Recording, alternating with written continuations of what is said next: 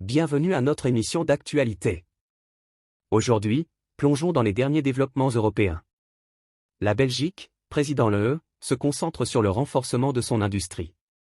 De plus, découvrez comment la Belgique innove avec un récif de moules pour combattre l'érosion côtière. Restez informés, c'est maintenant sur News 24. La Belgique prend les rênes du Conseil de l'Union européenne, à partir du 1er janvier 2024 et donnera le « la » dans les réunions entre les 27 États membres pour 6 mois. Bruxelles met l'accent sur l'industrie européenne, plus que sur la réglementation environnementale. Nous, les Belges, avons l'Union européenne, dans notre ADN. Enthousiaste, le Premier ministre Alexander De Croo dévoilait, début décembre, les priorités de la présidence belge du Conseil de l'UE devant un parterre de journalistes réunis au cœur du quartier européen à Bruxelles. Et le Premier ministre de s'extasier, s'il y a un pays qui incarne la diversité et le dynamisme de l'UE aujourd'hui, c'est bien la Belgique. En revanche, le chef du gouvernement belge n'a visiblement pas la fibre verte. Alexandre De Croo ne défend le « pacte vert », l'énorme chantier visant à faire de l'UE le premier continent neutre d'un point de vue du carbone à l'horizon 2050, que du bout des lèvres. Dans son programme de travail, la présidence belge promet de tenter de réunir les conditions nécessaires à un accord sur les derniers textes du Green Deal, comme la proposition de règlement relatif aux emballages et aux déchets d'emballage, encore en négociation, mais le cœur n'y est pas. Au contraire, Alexandre De Croo ne jure que par une nouvelle législation pour une industrie propre. Dès le mois de mai, il s'était, dans des propos très remarqués, prononcé en faveur d'une « pause » dans la législation environnementale. En décembre, dans un entretien au magazine belge 30 et 30 Tendances, il a persisté dans cette direction. À côté du Green Deal, nous devrions avoir une sorte de « Clean Industry Act » pour aider notre industrie à atteindre ses objectifs. Je serai le dernier à dire qu'il faut réduire nos objectifs en matière d'émissions de CO2. Mais, pour le reste, j'ai eu l'occasion de dire il y a 6 mois qu'il faut faire une pause dans les autres domaines, tout le monde était fâché contre moi, mais je persiste à le dire. L'Europe doit définir ses priorités.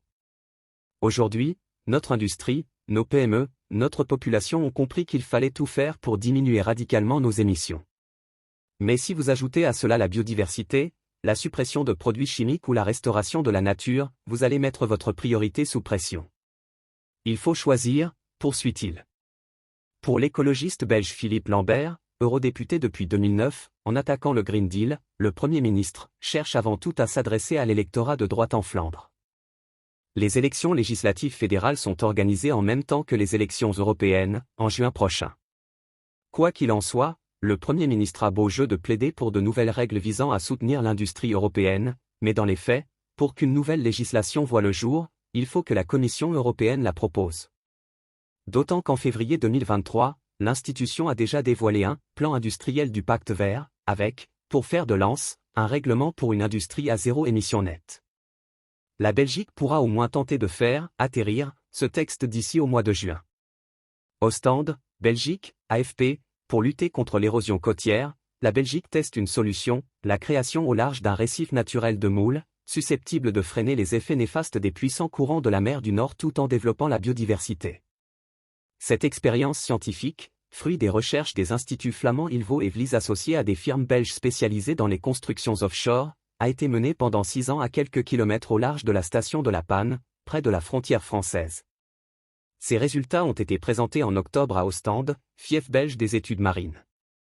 Le projet test attend désormais de séduire des gouvernements qui pourront le développer à grande échelle avec les financements nécessaires. Le principe est d'installer à la limite des eaux profondes des cordages sur lesquels peuvent venir s'accrocher des larves de moules. La croissance des mollusques agglutinés en bouquets sur des filins verticaux va progressivement offrir une barrière naturelle au courant, sur cet espace intermédiaire entre eau basse et profonde où le sable est balayé avec force. Deuxième étape, dès qu'ils deviennent trop lourds pour être soutenus par la corde, ces bouquets de moules tombent d'eux-mêmes au fond de l'eau, donnant naissance à un nouvel écosystème. Un habitat pour toutes sortes d'espèces vivantes se développe autour des moules, et c'est le fait qu'ils tombent au fond qui va créer le récif, souligne Alexia Semeraro, chercheuse à l'Institut de recherche pour l'agriculture, la pêche et l'alimentation, Ilvo. Un récif biogénique, qui revient à stabiliser au sol les sédiments en suspension dans l'eau, poursuit-elle. Et donc à limiter l'érosion dans une zone maritime connue pour ses puissants courants et ses vagues dépassant parfois plusieurs mètres de haut. On offre une solution pour les défis à venir, fait valoir de son côté Thomas Sterks, de la multinationale belge DEM, qui a apporté au projet son expertise en infrastructure maritime. Il explique qu'avec le changement climatique, la côte belge est exposée au risque de tempêtes de plus en plus fréquentes et d'une intensité grandissante. Ce qu'il appelle les lignes de protection biologique sous-marine, construites avec des cordages selon les techniques de l'aquaculture, ne remplaceront pas les apports de sable pour renforcer le littoral. Mais, cette première ligne de défense contre les tempêtes est une des clés du combat anti-érosion, insiste Thomas Sterckx.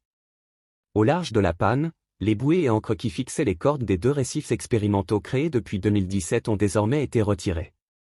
Il s'agit de respecter les impératifs de protection de la faune et de la flore en pleine zone classée Natura 2000. Dans leur laboratoire à Ostende, les biologistes de l'Ilvo préparent déjà les recettes des prochains tampons naturels qu'ils comptent tester à base d'algues, d'herbes marines ou de vers tubicoles de sable.